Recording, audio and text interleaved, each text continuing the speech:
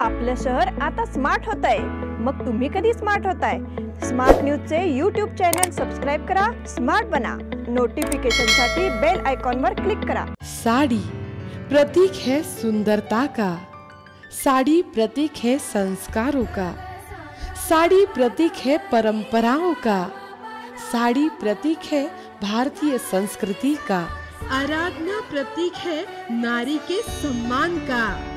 खूबसूरत साड़ियों का भव्य शोरूम, डिजाइनर बनारसी शालू, डिजाइनर सादिया, pure Italian, pure chiffon, supernet Paithani, Kanjivaram, designer print साड़ियाँ, साड़ी जो पहने हर नारी।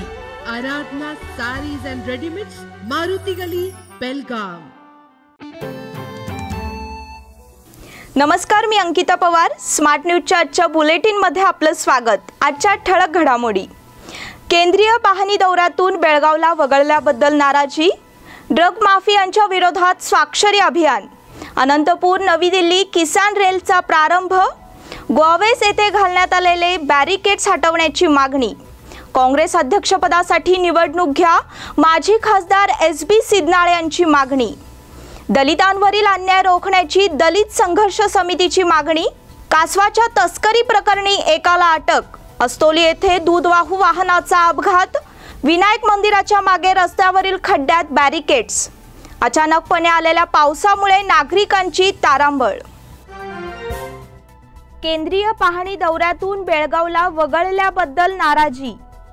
यावर्षी बेळगाव तालुक्यात झालेल्या अतिवृष्टीमुळे शेतकऱ्यांचे मोठे नुकसान झाले आहे, त्यामुळे शेतकऱ्यांना संकटाचा सामना करावा लागत आहे। मात्र केंद्रीय पाहणी पथकाने बेळगावकडे दुर्लक्ष केले आहे। तालुक्यातील शेतकरी वर्गाच्या हिताचा विचार करून नुकसानीचे पुन्हा एकदा मूल्यमापन करावे अशी मागणी शेतकरी वर्गाने केली आहे। या मागणीसाठी शेतकऱ्यांच्या वतीने माजी आमदार BI पाटील यांच्या नेतृत्वाखाली शेतकरी वर्गाने तहसीलदारांकडे निवेदन सादर केले। केंद्रीय पाहणी पथकाकडून बेळगाव तालुक्यातील नुकसानीचा आढावा घेणे गरजेचे होते, परंतु बेळगाव तालुक्याला या पाहणी दौऱ्यात वगळण्यात आले। याबद्दल तीव्र नाराजी व्यक्त करण्यात आली। तसेच बेळगाव तालुक्यातील पूर परिस्थिती आणि शेतकऱ्यांच्या झालेल्या नुकसानीचा तपशील जाणून घेण्यासाठी विशेष अभ्यास करावा अशी मागणी करण्यात आली आहे। तहसीलदार VR कुलकर्णी यांनी निवेदनाचा स्वीकार केला। यावेळी माजी आमदार BI पाटील यांच्यासह शट्टुप्पा चव्हाण आणि इतर ग्रामस्थ उपस्थित होते। ड्रग माफियांच्या विरोधात अभाविपचे स्वाक्षरी अभियान। राज्यात पसरलेल्या ड्रग माफियांवर वेळीच आवर घालावा आणि युवा पिढीचे नुकसान रोखावे अशी मागणी अखिल भारतीय विद्यार्थी परिषदेने केली आहे। या मागणीसाठी स्वाक्षरी अभियान हाती घेण्यात आले आहे। येथील हुतात्मा चौकात अभाविपच्या सदस्यांनी ही स्वाक्षरी मोहीम राबवली।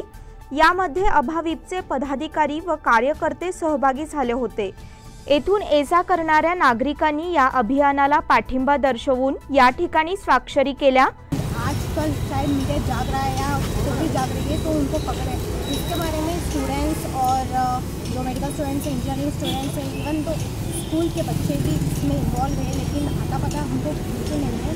सिर्फ यही ड्रग कंज्यूमर्स के बारे में नहीं, ड्रग डीलर्स के बारे में भी नहीं। जो कंज्यूम कर रहे सिर्फ उनको ही पकड़ रहे हैं, लेकिन जो ड्रग डीलर्स हैं उनको भी हम ये करते हैं कि आशा करते हैं कि पुलिस जल्द से जल्द पकड़े और कर्नाटका और हमारा देश ड्रग फ्री के विद्यार्थी का कोण असतात, विद्यार्थिनी कोण असतात, त्यांनी लई ड्रग्स घ्यायच्यासाठी हे करायला, त्याच्यासाठी आम्ही आज परवा दिवशी आम्ही मोठं स्ट्राईक केलेलो, ऑल ओव्हर कर्नाटका आम्ही स्ट्राईक केलेलो। आज बेळगावीमध्ये एक विनूतन अभियान करायला, म्हणजे सही संग्रहण अभियान करायला। आमदार अनिल बेनके यांनी देखील या ठिकाणी येऊन स्वाक्षरी केली।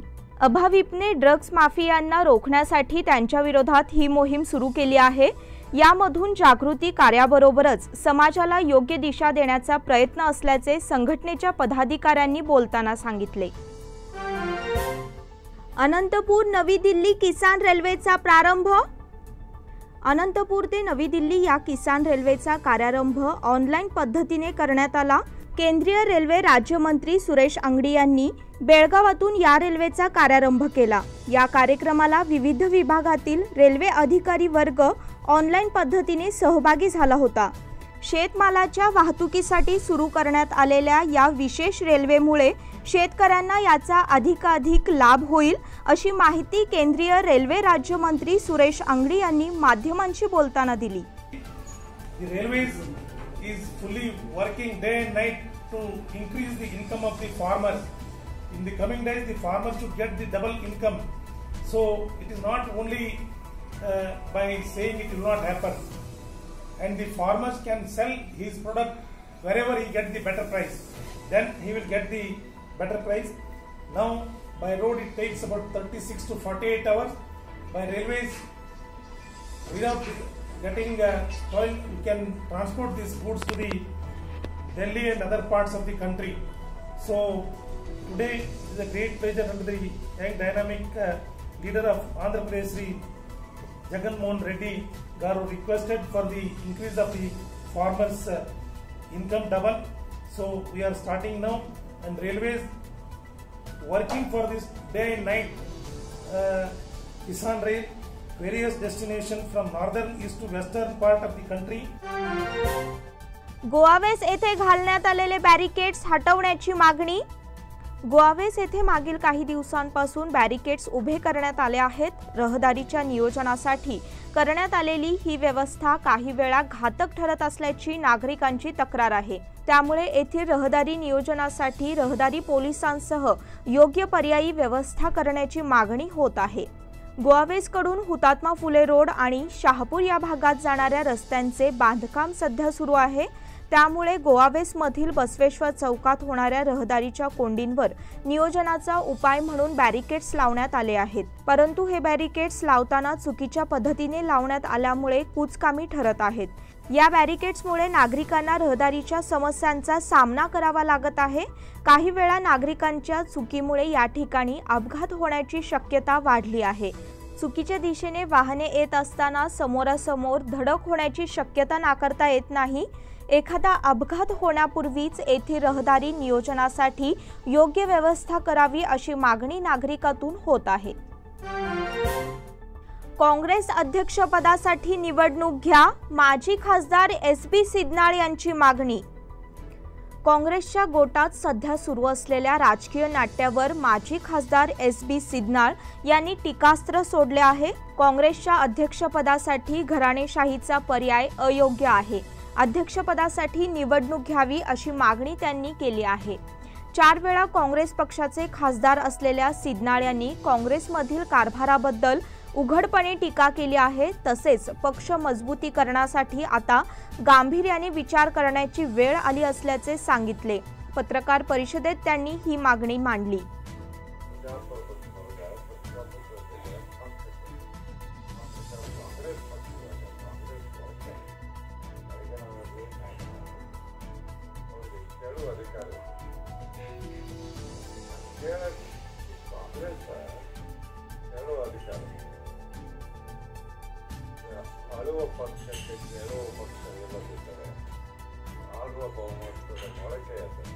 तसेच सध्या काँग्रेस पक्षामध्ये घराणेशाहीचा कारभार सुरू असल्याची टीका करून नाराजी व्यक्त केली.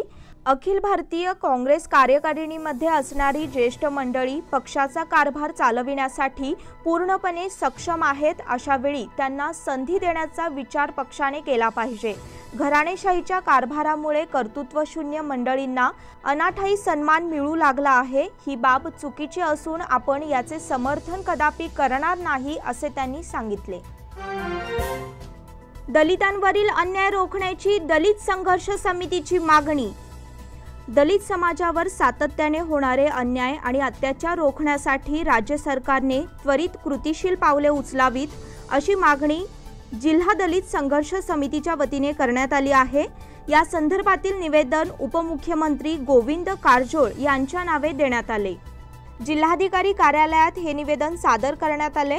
यामध्ये असे म्हटले आहे की अलीकडच्या दिवसांमध्ये दलितांवरील अन्याय आणि अत्याचाराच्या प्रकरणात सातत्याने वाढ होत आहे. गोकाक येथे दलित संघटनेच्या एका नेत्याची हत्या करण्यात आली. विजयपूर येथे देखील असाच प्रकार घडला आहे. नंदगड येथे डॉक्टर बाबासाहेब आंबेडकर यांच्या पुतळ्याचा अवमानाचा प्रकार घडला आहे। या सर्व प्रकाराची गंभीर दखल घ्यावी, त्याचप्रमाणे संबंधित दोषींवर कठोर कारवाई करावी अशी मागणी निवेदनाद्वारे करण्यात आली आहे। दलित संघर्ष समितीचे पदाधिकारी कल्लाप्पा कांबळे, आनंद अरबाडी, दुर्गप्पा मेलिनमणी आणि इतर सदस्यांनी हे निवेदन सादर केले। कासवाच्या तस्करी प्रकरणी एकाला अटक। गोकाक तालुक्यातील तुकानट्टी येथे कासवाची तस्करी केल्याप्रकरणी एकाला अटक करण्यात आली आहे। वनविभागाच्या दक्षता पथकाने ही कारवाई केली आहे। या प्रकरणी अटक करण्यात आलेल्याचे नाव सिद्धप्पा नागप्पा कागल, वय 24, राहणार तुकानट्टी असे आहे। त्याने गावाजवळील तलावात आढळून आलेले एक कासव विक्रीसाठी ताब्यात घेतले होते। याबाबत वन खात्याला माहिती मिळाल्यानंतर त्याची चौकशी करण्यात आली। वन खात्याच्या दक्षता विभागाच्या उपनिरीक्षक रोहिणी पाटील यांच्या नेतृत्वाखाली सहकारी केडी हिरेमठ आदींच्या पथकाने ही कारवाई केली। सदर कासव वन खात्याने ताब्यात घेतले असून सिद्धप्पा याच्यावर गुन्हा नोंदविण्यात आला आहे। अस्तोली येथे दूधवाहू वाहनाचा अपघात। गोवा बेळगाव महामार्गावरील अस्तोली गावाजवळ बुधवारी सकाळी 6च्या दरम्यान 2 वाहनांचा अपघात घडला। रामनगर येथून तिनई घाट येथे नंदिनी दूध घेऊन जाणाऱ्या वाहनाला समोरून येणाऱ्या वाहनाची धडक बसली। जोयडा तालुक्यातील गुंद येथील वनसंरक्षण अधिकारी विनोद अंगडी यांचे ते वाहन होते। ते भीमगड अभयारण्य गुंद येथे आपल्या सेवेसाठी जात असताना समोरासमोर धडक झाली, त्यामुळे दोन्ही वाहनांचे मोठे नुकसान झाले आहे। सदर घटनेचा पंचनामा लोंढा तालुका खानापूर पोलिसांकडून करण्यात आला। विनायक मंदिराच्या मागे रस्त्यावरील खड्ड्यात बॅरिकेड्स। हिंडलगा विनायक मंदिराच्या मागील बाजूस पडलेला खड्डा बुजवण्याऐवजी त्या खड्ड्यात बॅरिकेड्स घालून ठेवण्यात आले आहेत। मुख्यतः बॅरिकेड्सचा वापर हा रहदारी नियंत्रण किंवा रस्ते बंद करणे या कामासाठी होतो, परंतु येथे मात्र रस्त्यावरील खड्ड्यांमध्ये बॅरिकेड्स घालून ठेवण्याचा प्रकार घडला आहे। प्रशासनाने रस्त्यांवरील खड्ड्यांकडे असे दुर्लक्ष करणे कितपत योग्य आहे असा प्रश्न नागरिकांना पडला आहे। त्याबरोबर या प्रकाराबद्दल आश्चर्य देखील व्यक्त करण्यात येत आहे। अचानक आलेल्या पावसामुळे नागरिकांची तारांबळ। गेले काही दिवस उष्मा आणि सायंकाळी पाऊस असे वातावरण दिसून येत आहे। याचे प्रत्यंतर बुधवारी पुन्हा आले। दिवसभर ऊन असते, परंतु अचानक येणाऱ्या पावसामुळे नागरिकांची त्रेधा तिरपीट उडत आहे। यामुळे नागरिक त्रस्त झाले आहेत। याचबरोबर आरोग्याच्या समस्या देखील वाढत आहेत। यातच अशा मिश्र वातावरणामुळे सर्दी, ताप, खोकला हे नेहमीचे आजार देखील वाढत आहेत। त्याचप्रमाणे कोरोनाच्या भीतीमुळे नागरिकांमध्ये धास्तीचे वातावरण पसरले आहे। दिनांक 13 रोजी बेळगावात नीट परीक्षा।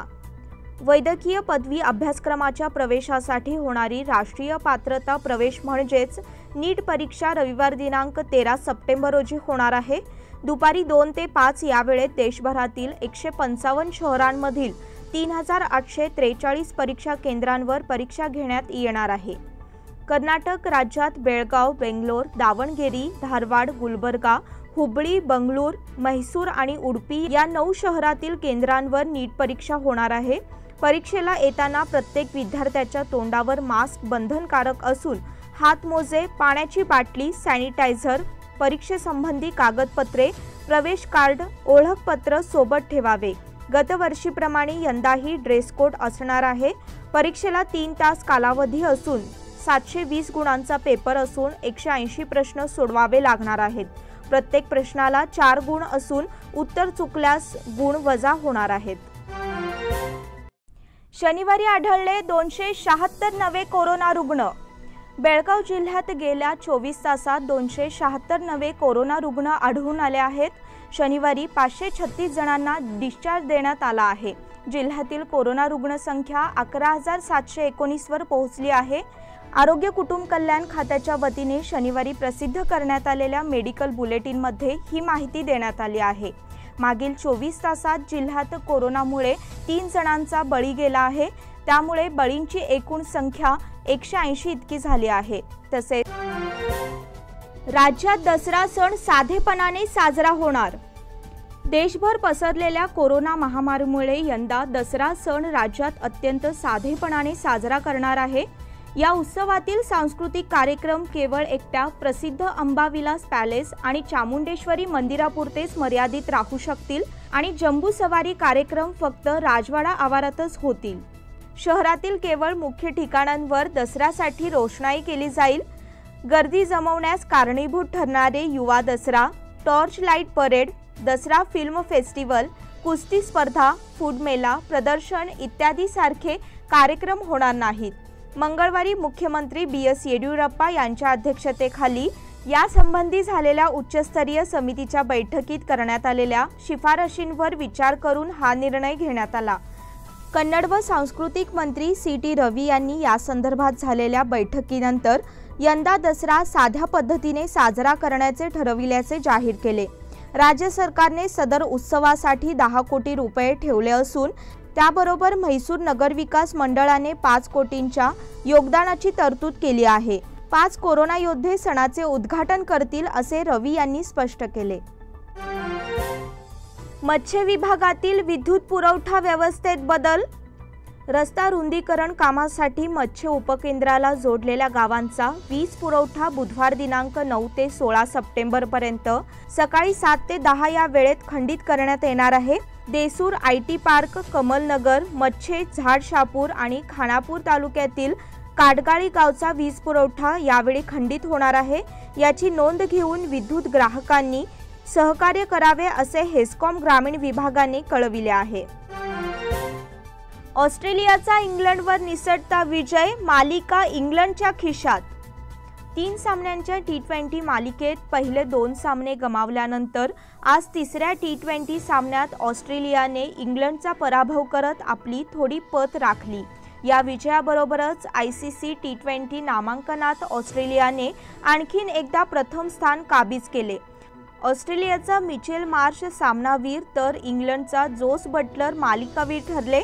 दरम्यान इंग्लंड संघाने ही मालिका 2-1 अशा फरकाने जिंकली. प्रथम फलंदाजी करताना इंग्लंड संघाने 20 षटकात 6 बाद 145 अशी माफक धावसंख्या रचली. उत्तरादाखल 146 धावांचे आवाहन ऑस्ट्रेलियाने 19.3 षटकात 5 गड्यांच्या मोबदल्यात पार केले.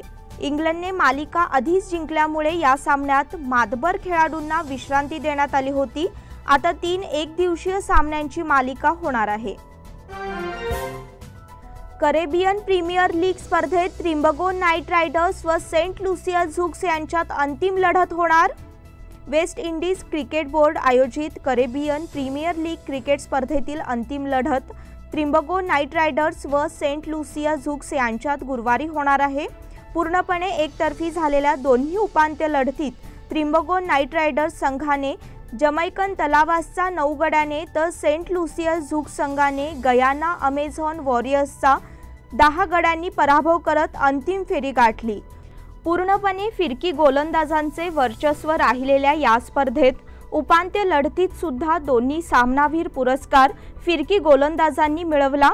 त्रिंबगो नाईट रायडर्सचा अखिल हुसेन तर सेंट लुसिया झुक्सचा मार्क देयाल सामनावीर ठरला. याबरोबरच स्मार्ट न्यूजचे आजचे बुलेटिन इथेच संपले. धन्यवाद. जैसे म्यूजियम में हर पीस अनोखा, वैसे आदर्शा में हर साड़ी अनोखी. आदर्शा में साड़ियाँ एकदम यूनिक, जैसे है एंटीक पीस, कॉपी नहीं कर सकते. मास्टरपीस बनाने के लिए बहुत दिन लगते हैं. आदर्शा में हर एक साड़ी है ऐसा ही मास्टरपीस, सिर्फ आपके लिए. आदर्श साड़ीज एंड रेडीमेड्स, डिजाइनर साड़ियों की एक्सक्लूसिव रेंज, सिल्क साड़ियों की अनोखी वैरायटी, बनारसी शालू, Italian, pure chiffon, supernet Paithani, Kanchivaram, Dharmavaram, Kanchi silk, designer printed साड़ियों के लिए और शादी के लिए अनोखी variety. Adarsh sarees and readymades, Ramdev Galli, Belgaum. Each saree is different. Each saree is unique. Each saree is masterpiece.